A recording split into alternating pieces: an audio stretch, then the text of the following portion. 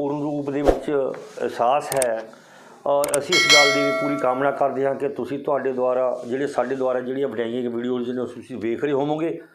और ਅਸੀਂ ਜਿਹੜਾ ਅੱਜ ਦੇ ਹੁਣ ਜਿਹੜਾ ਹੈਗਾ ਅਸੀਂ ਵਿਆਕਰਨ ਪਾਠ ਸ਼ੁਰੂ ਕਰ ਚੁੱਕੇ ਹਾਂ, ਜਿਸ ਲੜੀ ਦੇ ਤਹਿਤ ਮੈਂ ਹੁਣ ਤੁਹਾਡੇ ਨਾਲ ਅੱਜ ਕਾਲ ਵੰਡ ਦੀ ਗੱਲ ਕਰਾਂਗਾ ਕਿ ਕਾਲ ਕੀ ਹੁੰਦਾ ਹੈ। ਹੁਣ ਕਾਲ ਜਿਹੜਾ ਹੈਗਾ, ਕਾਲ ਨੂੰ ਅਸੀਂ ਸਮਾਂ ਵੀ ਕਹਿ ਦਿੰਦੇ ਹਾਂ। ਕਾਲ ਦਾ ਸੰਬੰਧ ਸਮੇਂ ਨਾਲ ਹੈ। ਵਿਆਕਰਨ ਵਿੱਚ ਸਮੇਂ ਨੂੰ ਕਾਲ ਕਿਹਾ ਜਾਂਦਾ ਹੈ। और किसी भी काल विच क्रिया की अवस्था किहड़ी है, कि क्रिया निश्चित है, अनिश्चित है, पूर्ण है, अपूर्ण है, इस अवस्था नूं प्रगटाउण लई क्रिया जिहड़ा रूप धारण करती है उसनूं क्रिया का काल रूप कहा जाता है। सो प्यारे विद्यार्थियों, जे तुहानूं काल की डेफिनेशन आती है, परिभाषा आती है, तो तुसीं व्याकरण अनुसार सिर्फ एक लाइन दे विच तुहाडा आंसर खत्म हो जाता है। तुसीं ये गल दसनी है कि व्याकरण अनुसार समय नूं ही काल कहा जाता है। सो प्यारे विद्यार्थियों, कि जिहड़ा काल है, काल दे अंदर ही जिहड़ी क्रिया हुंदी है, समय नाल समय मुख रख के क्रिया हुंदी है। तां ही सानूं पता लगता है कि जिहड़ा मूरला व्यक्ति है वो तुहाडे नाल किस समय विच रह के गल कर रहा है, वो प्रैजेंट वर्तमान समय की गल कर रहा है, वो बीत गए समय की गल कर रहा है, वो आने वाले समय की गल कर रहा है। ये सारा कुछ तुहाडा जिहड़ा क्रिया जिहड़ी काल नूं मुख रख के जिहड़ी कीती जाती है।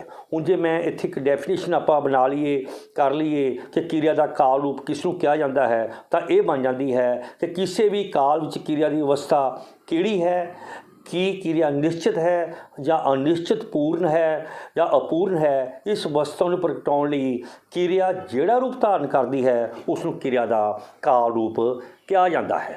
उदाहरण के तौर पर बच्चों ने जमात विच पाठ पढ़िया, बाग तो ये पता लगता है कि इस विच जिहड़ी क्रिया हैगी किहड़े समय विच हुई है।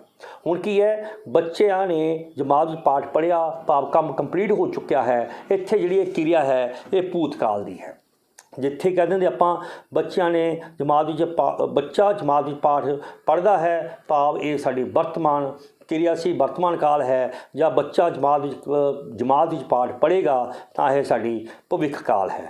सो कई बार की हुंदा है कि क्रिया हुई नूं किन्ना समा लग्या है, किन्ना समा नहीं लग्या, भाव विद्यार्थी जिहड़ा उसने पाठ किन्ने समय तो पढ़िया है, किन्ने समय तो पढ़ रहा है, ये सारियां गल्लां स्पष्ट नहीं हुंदियां। तो इसलिए अनिश्चित है क्रिया की। इस अनिश्चित अवस्था विच क्रिया का काल जिहड़ा काल रूप ही देखा जाता है। उत्थे ये नहीं देखा जाता कि यह क्रिया किस रूप विच हो रही है, किस काल च हो रही है। तो असीं अजिहे काल नूं असीं अनिश्चित भूतकाल कह दिंदे हां। इहदा मैं जे थोड़ी जी नाल इंग्लिश विच गल करां तो अनिश्चित भूतकाल नूं असीं पास्ट इंडेफिनिट कह दिंदे हां, क्योंकि जिहदे अंदर क्रिया का सानूं पूर्ण रूप दे विच ज्ञान नहीं हुंदा कि वह काम जिहड़ा कंप्लीट हो चुकिया है या हो रहा है या किन्ने समय तो होना है। इस तरह का जो सानूं किसी गल का पूर्ण रूप से ज्ञान ना होवे तो असीं उसनूं इंडेफिनिट कैटेगरी च रख दिंदे आ। वो काल कोई भी हो सकता है, जो वो वर्तमान हो सकता है, वो भूत हो सकता है, वो भविख काल हो सकता है। सो इस प्रकार की कहते भूतकाल विच क्रिया दे होर की ने, बच्चे पाठ पढ़ चुके हैं, बच्चे पाठ पढ़ रहे हैं, बच्चे हर रोज़ पाठ पढ़ते रहे सन। हुण ये जी तुसीं गल देखोगे कि पहला है बच्चे पाठ पढ़ चुके सन, ये कंप्लीट काम हो चुकिया है, विद्यार्थी ने काम पूरा कर लिया है, पढ़ लिया है। इस करके दूसरे भाग दे विच कि विद्यार्थी द्वारा काम हो रहा है सी, भाव सन है, कंटीन्यू काम चल रहा है। तीजे विच टाइम आ गया कि वो हर रोज़ जिहड़े सी पाठ पढ़ रहे सन। सो ये जिहड़े साडे समा सारणी विच गल करदे हां कि सब तो पहला साडा आंदा है अनिश्चित भूतकाल, दूजा फिर सधारण भूतकाल, तीजा अपूर्ण भूतकाल, अते फिर आ जा अनिश्चित पूर्ण भूतकाल, फिर आ जा निश्चित पूर्ण भूतकाल, फिर शर्ती भूतकाल। ये साडियां जिहड़ियां 6 किस्मां ने जिहड़ियां भूतकाल दे विच आउंदियां ने। इंग्लिश दे विच तुहानूं ये 4 ने कि इंडेफिनिट, कंटीन्यू, परफेक्ट ते परफेक्ट कंटीन्यू। हुण अनिश्चित भूतकाल दे विच की है कि मैं निश्चित भूतकाल विच आ गया, मैं पढ़िया, तू पढ़िया, वो पढ़िया, भाव की पढ़िया इसका पता नहीं। इस करके निश्चित भूतकाल है। सधारण भूतकाल दे विच की आ गया, मैं पढ़दा सी, वो पढ़दा सी, तुसीं पढ़दे सी। ਭਾਵ ਕੀ ਪੜ੍ਹਦੇ ਸੀ। ਇਹ ਸਿੰਪਲ ਵਾਕ ਸਧਾਰਨ ਭੂਤਕਾਲ ਆ ਗਿਆ। ਅਪੂਰਨ ਚਾਲੂ ਭੂਤਕਾਲ ਆ ਗਿਆ। ਮੈਂ ਪੜ੍ਹ ਰਿਹਾ ਸੀ, ਤੁਸੀਂ ਪੜ੍ਹ ਰਹੇ ਸੀ, ਉਹ ਪੜ੍ਹ ਰਿਹਾ ਸੀ, ਉਹ ਖਾਂਦਾ ਸੀ। ਭਾਵ ਇਹਦੇ ਵਿੱਚ ਕੀ ਆ ਗਿਆ, ਇਹ ਪੂਰਨ ਭੂਤਕਾਲ ਹੈ ਜਿਹਦੇ ਵਿੱਚ ਸਾਨੂੰ ਪੂਰਨ ਰੂਪ ਦੇ ਵਿੱਚ ਗਿਆਨ ਨਹੀਂ ਹੋ ਰਿਹਾ ਕੀ ਹੋ ਰਿਹਾ ਕੀ ਨਹੀਂ ਹੋ ਰਿਹਾ। ਫਿਰ ਅਨਿਸ਼ਚਿਤ ਭੂਤਕਾਲ। ਪੂਰਨ ਭੂਤਕਾਲ ਦੇ ਵਿੱਚ ਮੈਂ ਪੜ੍ਹਿਆ ਸੀ ਜਾਂ ਪੜ੍ਹਾ ਸਾਂ, ਅਸੀਂ ਪੜ੍ਹੇ ਸੀ, ਤੁਸੀਂ ਪੜ੍ਹੇ ਸੀ। ਇਹ ਜਿਹੜੇ ਸਾਡੇ ਵਾਕ ਨੇ ਇਹ ਵੀ ਅਨਿਸ਼ਚਿਤ ਪੂਰਨ ਨੇ, ਇਹਨਾਂ ਵਿੱਚ ਵੀ ਪੂਰਨਤਾ ਸਾਨੂੰ ਕਿਤੇ ਦਿਖਦੀ ਨਹੀਂ। ਫਿਰ ਆ ਗਿਆ ਨਿਸ਼ਚਿਤ ਪੂਰਨ ਭੂਤਕਾਲ ਦੇ ਵਿੱਚ ਆ ਗਿਆ ਮੈਂ ਪੜ੍ਹ ਚੁੱਕਾ ਸੀ, ਤੂੰ ਪੜ੍ਹ ਚੁੱਕਾ ਸੀ, ਮੈਂ ਪੜ੍ਹ ਚੁੱਕੀ ਸੀ। ਇਹ ਸਾਡੀ ਨਿਸ਼ਚਿਤ ਆ ਗਈ ਕਿ ਜੋ ਕੰਮ ਅਸੀਂ ਕਰਨਾ ਸੀ ਉਹ ਕੰਪਲੀਟ ਰੂਪ ਦੇ ਵਿੱਚ ਕਰ ਚੁੱਕੇ ਹਾਂ। ਸੋ ਅੱਗੇ ਸ਼ਰਤੀ ਭੂਤਕਾਲ। ਜੇ ਮੈਂ ਪੜ੍ਹਦਾ ਤਾਂ ਤੂੰ ਪਾਸ ਹੁੰਦਾ, ਜੇ ਮੈਂ ਪੜ੍ਹਦਾ ਤਾਂ ਮੈਂ ਪਾਸ ਹੁੰਦਾ। ਇਹਦੇ ਵਿੱਚ ਸ਼ਰਤ ਲੱਗ ਗਈ, ਜੇ ਤੂੰ ਇਹ ਕਰਦਾ, ਜੇ ਤੂੰ ਉਹ ਕਰਦਾ ਤਾਂ ਇਹਨੂੰ ਕਹਿੰਦੇ ਨੇ ਸ਼ਰਤੀ ਜਿਹੜਾ ਹੈਗਾ ਭੂਤਕਾਲ। ਸੋ ਪਿਆਰੇ ਵਿਦਿਆਰਥੀਓ, ਇਹ ਜਿਹੜੇ ਸਾਡੇ ਕਾਲ ਹੈ, ਹਰ ਇੱਕ ਵਾਕ ਸਾਡਾ ਸਮੇਂ ਨਾਲ ਲੱਗਿਆ ਹੋਇਆ ਹੈ। ਜੇਕਰ ਸਮਾਂ ਉਹਦੇ ਅੰਦਰ ਨਹੀਂ ਹੈਗਾ ਤਾਂ ਪੂਰਨ ਰੂਪ ਦੇ ਵਿੱਚ ਉਹ ਜਿਹੜਾ ਵਾਕ ਹੈ ਪੂਰਾ ਨਹੀਂ ਹੈਗਾ। ਇਸ ਲਈ ਵਾਕ ਦੇ ਅੰਦਰ ਜਿਹੜਾ ਹੈਗਾ ਟਾਈਮ ਦਾ ਹੋਣਾ ਬਹੁਤ ਜ਼ਰੂਰੀ ਹੈ। ਜਦੋਂ ਅਸੀਂ ਟਾਈਮ ਨੂੰ ਦੇਖਦੇ ਹਾਂ ਫਿਰ ਪੜ੍ਹਦੇ ਹਾਂ ਕਿ ਜਿਹੜਾ ਇਹ ਸਮਾਂ ਕਿਸ ਦੇ ਵਿੱਚ ਹੈ। ਹੁਣ ਇਸੇ ਤਰ੍ਹਾਂ ਸਾਡਾ ਜਿਹੜਾ ਹੈਗਾ ਅੱਗੇ ਗੱਲ ਕਰਾਂਗੇ ਵਰਤਮਾਨ ਕਾਲ। ਵਰਤਮਾਨ ਕਾਲ ਨੂੰ ਅਸੀਂ ਚੱਲਦਾ ਸਮਾਂ ਕਹਿੰਦੇ ਹਾਂ। ਵਰਤਮਾਨ ਕਾਲ ਸਾਡਾ ਚਾਲੂ ਸਮਾਂ ਹੁੰਦਾ ਹੈ। ਇਹਦੇ ਵਿੱਚ ਵੀ ਸਾਡਾ ਕੀ ਹੈ, ਸਧਾਰਨ ਵਰਤਮਾਨ ਕਾਲ, ਅਪੂਰਨ ਚਾਲੂ ਵਰਤਮਾਨ ਕਾਲ, ਅਨਿਸ਼ਚਿਤ ਪੂਰਨ ਵਰਤਮਾਨ ਕਾਲ, ਨਿਸ਼ਚਿਤ ਪੂਰਨ ਵਰਤਮਾਨ ਕਾਲ, ਸ਼ਰਤੀ ਵਰਤਮਾਨ ਕਾਲ, ਹੁਕਮੀ ਵਰਤਮਾਨ ਕਾਲ ਅਤੇ ਇਹ ਸਾਡਾ ਜਿਹੜੇ ਵਾਕ ਨੇ ਸਾਡੇ ਇਹ ਸਧਾਰਨ ਵਰਤਮਾਨ ਕਾਲ। ਇਹਦੇ ਵਿੱਚ ਸਾਰਾ ਕੁਛ ਜਿਹੜੀ ਕਿਰਿਆ ਉਹ ਚੱਲ ਰਹੇ ਸਮੇਂ 'ਚ ਹੋਵੇਗੀ, ਅੱਜ ਦੇ ਸਮੇਂ 'ਚ ਹੋਏਗੀ, ਪ੍ਰੈਜ਼ੈਂਟ ਸਮੇਂ ਦੇ ਵਿੱਚ ਗੱਲ ਹੋਏਗੀ ਕਿ ਸਧਾਰਨ ਵਰਤਮਾਨ ਕਾਲ ਆ ਗਿਆ ਨੰਬਰ 1, ਨੰਬਰ 2 ਪੂਰਨ ਚਾਲੂ ਵਰਤਮਾਨ ਕਾਲ ਆ ਗਿਆ, ਨੰਬਰ 3 ਅਨਿਸ਼ਚਿਤ ਪੂਰਨ ਵਰਤਮਾਨ ਕਾਲ ਆ ਗਿਆ, ਨੰਬਰ 4 ਨਿਸ਼ਚਿਤ ਪੂਰਨ ਵਰਤਮਾਨ ਕਾਲ ਆ ਗਿਆ, ਨੰਬਰ 5 ਸ਼ਰਤੀ ਵਰਤਮਾਨ ਕਾਲ ਆ ਗਿਆ, ਨੰਬਰ 6 ਹੁਕਮੀ ਵਰਤਮਾਨ ਕਾਲ ਆ ਗਿਆ। ਹੁਣ ਜਿਵੇਂ ਪਹਿਲਾ ਆ ਗਿਆ ਮੈਂ ਪੜ੍ਹਦਾ ਹਾਂ, ਇਹ ਹੁਣ ਕੀ ਪੜ੍ਹਦਾ ਹਾਂ, ਉੱਥੇ ਸੀ ਭੂਤਕਾਲ ਆ ਗਿਆ, ਇੱਥੇ ਹਾਂ ਜਾਂ ਹੈ ਵਰਤਮਾਨ ਆ ਗਿਆ, ਭਾਵ ਸਧਾਰਨ ਆ ਗਿਆ।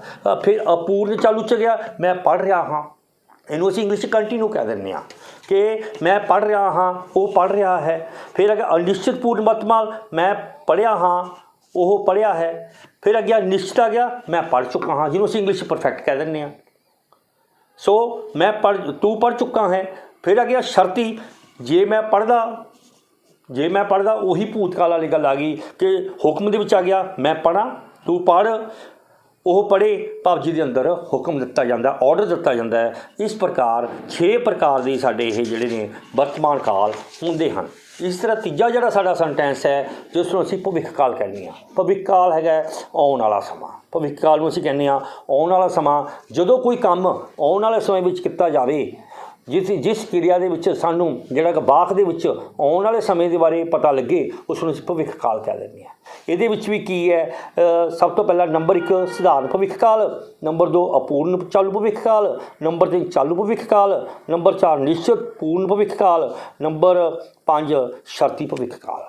ਇਹਦੇ ਅੰਦਰ ਵੀ ਉਹੀ ਕੈਟਾਗਰੀਆਂ ਨੇ, ਉਹਦੇ ਵਾਂਗੂ ਹੀ ਵੰਡ ਹੈਗੀ ਕਿ ਇਹਦੇ ਵਿੱਚ ਜਿਹੜਾ ਫਰਕ ਹੈ ਗਾ ਆ ਜਾਏਗਾ। ਇਹਦੇ ਵਿੱਚ ਇਮੇਜਿਨ ਕੀਤਾ ਜਾਂਦਾ ਕਿ ਇਹ ਕੰਮ ਹੋਵੇਗਾ, ਇਹ ਕੰਮ ਕਰਾਂਗਾ, ਕੰਮ ਨਹੀਂ ਹੋਇਆ ਹੁੰਦਾ। ਕਿਉਂਕਿ ਅਸੀਂ ਗੱਲ 2 ਕਾਲਾਂ ਦੀ ਕਰ ਸਕਦੇ ਹਾਂ, ਇੱਕ ਭੂਤਕਾਲ ਬਾਰੇ ਕੀ ਕੀਤਾ ਗਿਆ ਅਤੇ ਵਰਤਮਾਨ 'ਚ ਕੀ ਚੱਲ ਰਿਹਾ ਹੈ, ਪਰ ਅਸੀਂ ਫਿਊਚਰ ਦੇ ਵਿੱਚ ਭਵਿੱਖ ਕਾਲ ਦੇ ਵਿੱਚ ਕਿਆਸ ਹੀ ਲੱਲਿਆ ਕਿ ਅਸੀਂ ਇਹ ਕੰਮ ਕਰਾਂਗੇ। ਉਹਦੇ ਵਿੱਚ ਵੀ ਇਹੀ ਗੱਲ ਹੈਗੀ ਕਿ ਜਿਵੇਂ ਸਧਾਰਨ ਭਵਿੱਖ ਕਾਲ ਹੈਗਾ ਕਿ ਮੈਂ ਪੜ੍ਹਾਂਗਾ, ਇਹ ਕਮਿਟਡ ਆ ਕਿ ਮੈਂ ਪੜ੍ਹਾਂਗਾ। ਇਹ ਵੱਖਰੀ ਗੱਲ ਹੈ ਕਿ ਆਉਣ ਵਾਲੇ ਸਮੇਂ ਤੁਸੀਂ ਪੜ੍ਹਦੇ ਹੋ ਜਾਂ ਨਹੀਂ ਪੜ੍ਹਦੇ, ਉਹ ਪੜ੍ਹੇਗੀ, ਇਹ ਕਮਿਟਡ ਹੈ, ਤੁਹਾਡਾ ਕੰਮ ਹੈ। ਦੂਜਾ ਗਿਆ ਅਪੂਰਨ ਚਾਲੂ ਭਵਿੱਖ ਕਾਲ, ਮੈਂ ਪੜ੍ਹ ਰਿਹਾ ਹੋਵਾਂਗਾ। ਜਦੋਂ ਕੋਈ ਉਹ ਪੜ੍ਹ ਰਿਹਾ ਹੋਵੇਗਾ, ਜਦੋਂ ਤੀਜੇ ਬੰਦੇ ਨਾਲ ਗੱਲ ਕੀਤੀ ਜਾਂਦੀ ਹੈ ਕਿ ਉਹ ਪੜ੍ਹ ਰਿਹਾ ਹੋਵੇਗਾ, ਜਾ ਕੇ ਪਤਾ ਲੱਗੇਗਾ ਕਿ ਉਹ ਪੜ੍ਹ ਰਿਹਾ ਹੈ ਜਾਂ ਪੜ੍ਹ ਰਿਹਾ ਸੀ ਜਾਂ ਪੜ੍ਹ ਚੁੱਕਾ ਸੀ। ਇਸੇ ਤਰ੍ਹਾਂ ਚਾਲੂ ਭਵਿੱਖ ਕਾਲ ਵਿੱਚ ਮੈਂ ਪੜ੍ਹਦਾ ਹੋਵਾਂਗਾ ਔਰ ਨਿਸ਼ਚਿਤ ਪੂਰਨ ਭਵਿੱਖ ਕਾਲ ਦੇ ਵਿੱਚ ਮੈਂ ਪੜ੍ਹ ਚੁੱਕਾ ਹੋਵਾਂਗਾ। ਸ਼ਰਤੀ ਵਿੱਚ ਜੇ ਮੈਂ ਪੜ੍ਹਦਾ ਹੋਵਾਂ, ਭਾਵ ਇਸੇ ਪ੍ਰਕਾਰ ਜਿਹੜੇ ਸਾਡੇ ਭਵਿੱਖ ਕਾਲ ਦੇ ਵਿੱਚ ਵੀ 5 ਪ੍ਰਕਾਰ ਦਾ ਜਿਹੜਾ ਹੈਗਾ ਇੱਕ ਟਾਈਮ ਹੁੰਦਾ ਹੈਗਾ, ਜਿਹੜੇ ਵਾਕ ਨੂੰ ਪੜ੍ਹ ਕੇ ਅਸੀਂ ਅਹਿਸਾਸ ਕਰਦੇ ਹਾਂ, ਵਾਕ ਨੂੰ ਪੜ੍ਹ ਕੇ ਅਸੀਂ ਪਤਾ ਲਾਉਂਦੇ ਹਾਂ ਕਿ ਇਹ ਭਵਿੱਖ ਕਾਲ ਦਾ ਕਿਹੜਾ ਕਾਲ ਹੈ, ਕਿਹੜਾ ਵੰਡ ਕਿਹੜੀ ਵੰਡ ਹੈ, ਇਹ ਸਧਾਰਨ ਹੈ, ਇਹ ਅਪੂਰਨ ਹੈ, ਇਹ ਚਾਲੂ ਹੈ, ਇਹ ਨਿਸ਼ਚਿਤ ਹੈ ਜਾਂ ਇਹ ਸ਼ਰਤੀ ਹੈ। ਸੋ ਪਿਆਰੇ ਵਿਦਿਆਰਥੀਓ, ਇਸ ਪ੍ਰਕਾਰ ਜਦੋਂ ਵੀ ਕੋਈ ਵਾਕ ਲਿਖਿਆ ਜਾਂਦਾ ਹੈ ਤਾਂ ਵਾਕ ਦੇ ਅੰਦਰ ਸਮੇਂ ਦਾ ਹੋਣਾ ਸੁਭਾਵਿਕ ਹੈ ਅਤੇ ਸਮੇਂ ਦੇ ਸੁਭਾਵਿਕ ਹੋਣ ਕਾਰਨ ਵਾਕ ਪੂਰਨ ਵਿੱਚ ਲਿਖਿਆ ਜਾਂਦਾ ਹੈ ਅਤੇ ਉਸ ਵਿੱਚ ਹੀ ਸਾਨੂੰ ਪਤਾ ਲੱਗਦਾ ਹੈ ਕਿ ਇਹ ਵਾਕ ਕਿਹੜੇ ਕਾਲ ਦੇ ਵਿੱਚ ਲਿਖਿਆ ਗਿਆ ਹੈ, ਇਹ ਵਰਤਮਾਨ ਕਾਲ 'ਚ ਲਿਖਿਆ ਗਿਆ ਹੈ ਕਿ ਭੂਤਕਾਲ 'ਚ ਲਿਖਿਆ ਗਿਆ ਹੈ ਕਿ ਭਵਿੱਖ ਕਾਲ ਵਿੱਚ ਲਿਖਿਆ ਗਿਆ ਹੈ। ਸੋ ਪਿਆਰੇ ਵਿਦਿਆਰਥੀਓ, ਜਿਵੇਂ ਆਪਾਂ ਗੱਲ ਕਰੀਏ ਕਿ ਉਹ ਪੜ੍ਹਦਾ ਸੀ, ਇਹ ਕਿਹੜਾ ਕਾਲ ਹੈ, ਕਿਰਿਆ ਦਾ ਕਿਹੜਾ ਕਾਲ ਹੈ, ਉਹ ਪੜ੍ਹਦਾ ਸੀ, ਇਹ ਸਾਡਾ ਜਿਹੜਾ ਗਾ ਇਹ ਕਾਲ ਹੈਗਾ ਸਧਾਰਨ ਭੂਤਕਾਲ ਹੈ, ਉਹ ਪੜ੍ਹਦਾ ਸੀ। ਇਸ ਪ੍ਰਕਾਰ ਕੋ ਹੋਰ ਵਾਕ ਤੁਹਾਨੂੰ ਆ ਜਾਂਦਾ ਹੈ ਕਿ ਕਾਲ ਕਿਸ ਨੂੰ ਕਹਿੰਦੇ ਨੇ, ਕਾਲ ਤੋਂ ਭਾਵ ਸਮਾਂ ਹੈ, ਕਾਲ ਤੋਂ ਭਾਵ ਟਾਈਮ ਹੈ, ਜਿਸ ਵਿੱਚ ਜਿਹੜਾ ਹੈਗਾ ਸਮੇਂ ਦੀ ਗੱਲ ਕੀਤੀ ਗਈ ਹੋਵੇ ਉਸ ਨੂੰ ਕਾਲ ਕਿਹਾ ਜਾਂਦਾ ਹੈ। ਮੁੱਖ ਕਾਲ ਕਿਹੜੇ ਕਿਹੜੇ ਹਨ? ਮੁੱਖ ਕਾਲ ਸਾਡੇ 3 ਹਨ, ਵਰਤਮਾਨ ਕਾਲ, ਭੂਤਕਾਲ ਅਤੇ ਭਵਿੱਖ ਕਾਲ। ਕਿਰਿਆ ਕੀ ਹੁੰਦੀ ਹੈ? ਜਿਸ ਰਾਹੀਂ ਕਿਸੇ ਕੰਮ ਦਾ ਹੋਣਾ ਜਾਂ ਕਰਨਾ ਜਿਹੜਾ ਹੈਗਾ ਕਾਲ ਸਹਿਤ ਪਾਇਆ ਜਾਂਦਾ ਹੈ, ਉਸ ਨੂੰ ਕਿਰਿਆ ਕਿਹਾ ਜਾਂਦਾ ਹੈ।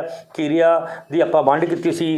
ਕਿਰਿਆ ਵੰਡ ਜਿਹੜੀ ਸਾਡੀ 4 ਪ੍ਰਕਾਰ ਦੀ ਹੈਗੀ। ਪਹਿਲੀ ਹੈਗੀ ਆਕਰਮਕ ਕਿਰਿਆ, ਸਕਰਮਕ ਕਿਰਿਆ, ਦੂਜੀ ਸਧਾਰਨ ਕਿਰਿਆ, ਪ੍ਰੇਰणात्मक ਕਿਰਿਆ ਅਤੇ ਦੋਹਰੀ ਪ੍ਰੇਰणात्मक ਕਿਰਿਆ, ਤੀਜੀ ਅਕੈਰੀ ਕਿਰਿਆ ਅਤੇ ਸੰਯੁਕਤ ਕਿਰਿਆ, ਚੌਥੀ ਹੈਗੀ ਮੂਲ ਕਿਰਿਆ ਅਤੇ ਸਹਾਇਕ ਕਿਰਿਆ। ਸੋ ਪਿਆਰੇ ਵਿਦਿਆਰਥੀਓ, ਤੁਸੀਂ ਲੈਕਚਰ ਨੂੰ ਸ਼ੁਰੂ ਤੋਂ ਲੈ ਕੇ ਅਖੀਰ ਤੱਕ ਸੁਣੋ ਤਾਂ ਜੋ ਤੁਹਾਡਾ ਜਿਹੜਾ ਕਨਸੈਪਟ ਹੈਗਾ ਕਾਲ ਦਾ ਉਹ ਕਲੀਅਰ ਹੋ ਸਕੇ ਅਤੇ ਤੁਸੀਂ ਵਾਕ ਬਣਾਉਂਦੇ ਸਮੇਂ ਜਦੋਂ ਕੋਈ ਵਾਕ ਤੁਹਾਨੂੰ ਕਿਸੇ ਪ੍ਰਾਈਮ ਮਿਨਿਸਟਰ ਦਾ ਲੇਖ ਲਿਖਣਾ ਆ ਜੇ ਜਾਂ ਰਾਸ਼ਟਰਪਤੀ ਦਾ ਲੇਖ ਲਿਖਣਾ ਆ ਜੇ ਤਾਂ ਤੁਹਾਨੂੰ ਪਤਾ ਲੱਗੇ ਕਿ ਮੈਂ ਉਹਦੇ ਅੰਦਰ ਜਿਹੜੇ ਵਾਕ ਨੇ ਕਿਵੇਂ ਲਿਖਣੇ ਨੇ, ਕਿ ਭੂਤਕਾਲ 'ਚ ਕਿਵੇਂ ਲਿਖਣਾ ਹੈ, ਭਵਿੱਖ ਕਾਲ 'ਚ ਕਿਵੇਂ ਲਿਖਣਾ ਹੈ ਅਤੇ ਵਰਤਮਾਨ ਕਾਲ 'ਚ ਕਿਵੇਂ ਲਿਖਣਾ ਹੈ। ਵੀਡੀਓ ਨੂੰ ਸ਼ੁਰੂ ਤੋਂ ਲੈ ਕੇ ਅਖੀਰ ਤੱਕ ਜ਼ਰੂਰ ਵੇਖੋ ਤਾਂ ਜੋ ਤੁਹਾਨੂੰ ਕਨਸੈਪਟ ਕਲੀਅਰ ਹੋ ਸਕੇ। ਵੀਡੀਓ ਨੂੰ ਸ਼ੁਰੂ ਤੋਂ ਲੈ ਕੇ ਅੰਤ ਤੱਕ ਦੇਖੋ ਅਤੇ ਇਸ ਨੂੰ ਲਾਈਕ ਕਰੋ, ਸ਼ੇਅਰ ਕਰੋ, ਚੈਨਲ ਨੂੰ ਸਬਸਕ੍ਰਾਈਬ ਕਰੋ ਤਾਂ ਜੋ ਸਮੇਂ-ਸਮੇਂ 'ਤੇ ਸਾਡੇ ਵੱਲੋਂ ਤਿਆਰ ਕੀਤੀਆਂ ਹੋਈਆਂ ਵੀਡੀਓ ਤੁਹਾਡੇ ਤੱਕ ਪਹੁੰਚ ਸਕਣ। ਧੰਨਵਾਦ।